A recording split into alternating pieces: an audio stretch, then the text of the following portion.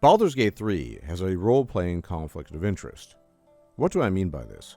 Specifically, I mean the conflict of interest between you as a player character, you as a player of a computer RPG, wanting to gain as much experience, XP, as possible to level up, because in leveling up, you gain new abilities, new spells, extra attacks, etc., and other facets and elements of a role-playing game that are just as important, such as dialogue choices, such as the ability to deceive, intimidate, or persuade, or perform your way out of situations. The problem here is that this distribution is not equal. What I mean by that is there are many situations, at least in the early access of Baldur's Gate 3, that are such that if you are more of a power gamer type, somebody who is chasing levels and experience, I don't think I'm the only person out there who's like this. I think there are many such individuals. Then the more logical choice in many situations is to not go for the dialogue option, i.e., do not intimidate,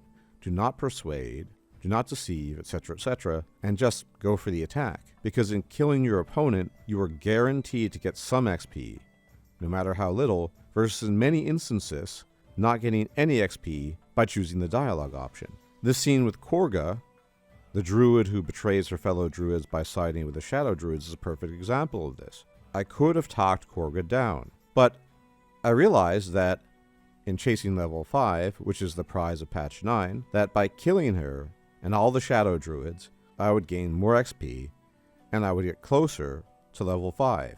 And the power gamer in me would take that option in every case. Just because as nice as it is in an RPG sense, to convince somebody of the wrongdoing, it's still not the better option in terms of XP. Now, obviously, there are situations where dialogue is sufficient and there is no conflict of interest. For example, if you're trying to persuade somebody to give you an item, that's very different from, okay, you can engage in combat, gain XP for killing everyone, or you can just talk them down and make them run away, in which case you get demonstrably less XP. I don't see a good solution to this, and I don't think Larian's going to change their mind on this. However, there is light at the end of the tunnel. I think once modders come onto the scene, one of the things they almost certainly could implement is XP gain for taking dialogue options as opposed to going the combat route. And it doesn't need to be one-to-one, but something approaching the XP rewards of combat and killing your enemies. Because as it currently stands, I don't think it's sufficient. And most people like me, and I think there are many such individuals, are going to go down the combat route